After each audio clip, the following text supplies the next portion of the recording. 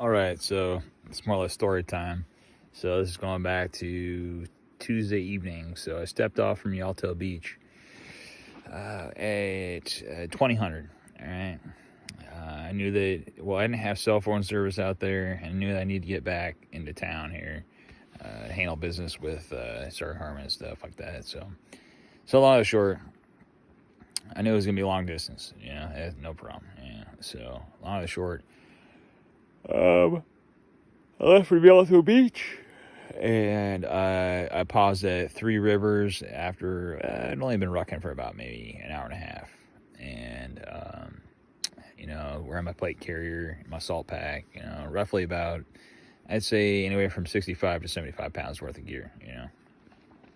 Stop there at the Three Rivers Resort, what have you. They had picnic table there, and more or less just heated up a can of chili, because I needed to crush some calories, get some calories in my system, and no big deal. So I was there for about a half hour. Stepped off from there and headed down La Push, the 110, all right, the 110, which eventually connects to the 101, all right, to Forks. And so, all in all, the whole trip was about 12. I need to calculate it, but it's about 12, 13 miles. Long and short, had no problems.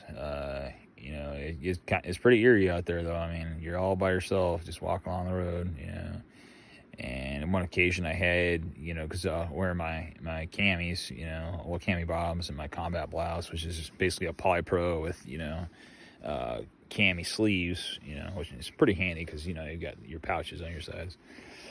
And so on occasion I had, he must have been drunk or something, I don't know. He's like, "What, are you out there hunting or something like that?" I'm like, "Nah, I'm actually just headed to Forks." I was like, "That's a long ways." Like, at this point, I remember when he stopped, I had like 3 or 4 miles to go. And I was like, apparently you've never been in the military, what I mean? The mileage just only means so much. I mean, you have your destination, and that's all you're concerned about. It doesn't matter what the distance is. You're trying to get to where you need to go, and so it doesn't matter so much about how long it takes to get you there. As long as you see what I would do after my little half-hour break, if you will.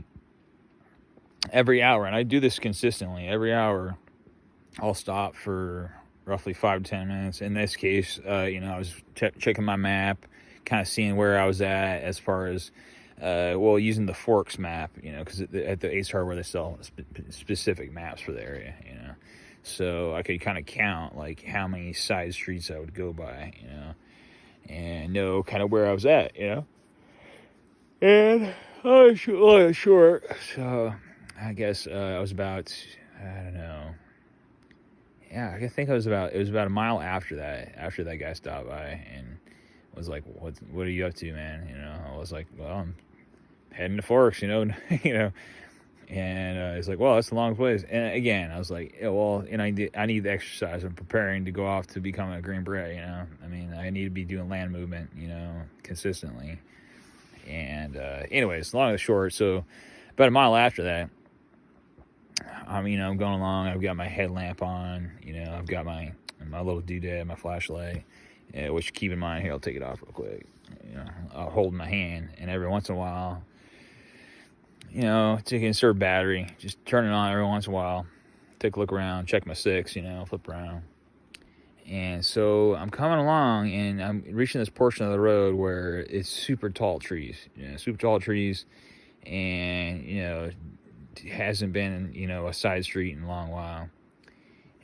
And man, it got me. The skull crusher switch went on real fast when all of a sudden I heard this fucking thump, and I fucking flipped over, and I shit you not, because I can't tell if it was grayish in color, but at the same time it could have been like coyote in color, you know what I mean? Coyote isn't like, desert brown or whatever. Long and short, I'm pretty sure that it either had to be a wildcat or a wolf. And come to think of it, as I've been walking along, I think I've been hearing, like, occasionally scurries in the bushes, you know what I mean? But then again, it's fall time, so there's always leaves falling off of trees and stuff like that, so I've gotten used to that. But either way, This had to be, I don't know, it was a wildcat or a fucking wolf. I don't know what it was, but all I knew is I didn't want to stick around to fucking figure it out. So I fucking, I looked over and I was like, well, shit, man, you better fucking egress the fuck out of there real quick. So, basically I'd run about, I don't know, to the next road sign, flip around, check my six, fucking, and then, run some more. I did that for about at least a half a mile until I figured I was probably out of the distance. Because keep in mind, I was wearing my plate carrier and everything, so I know I was well protected. I had my machete and my K-bar and the whole nine, and my cast iron pan, my bitch be good pan. now, or it's more like, if I ever encounter those Jumanji sized, mosquitoes, it's like, handy little piece of kit though. I mean for cooking and everything, that thing is amazing. Yeah, I would highly recommend it. It only cost me $10 at freaking Walmart. And but yeah, so yeah, that was probably this whole time I've been out here, I haven't had any run-ins with wildlife, but that was the one. That's basically the one time that I have had one. And yeah, it was something, man. That's the thing. You gotta be keep your head on swivel while you're out here, man. Because who knows if that wildcat or fucking wolf was looking for their next meal, But fucking hell or high water, I know I'd put up a hell of a fight, with my plate carrier and everything. If anything, I have to worry about my face and my hands or whatever. But it's whatever. So, anyways, that's a Sunday evening story time with Benjamin Joseph Williams. So, anyway, y'all take care. Have a great night. Sweet dreams. God bless y'all. Go forth, do great things. And again, what is it? What's the only minimum standard? Maximum effort.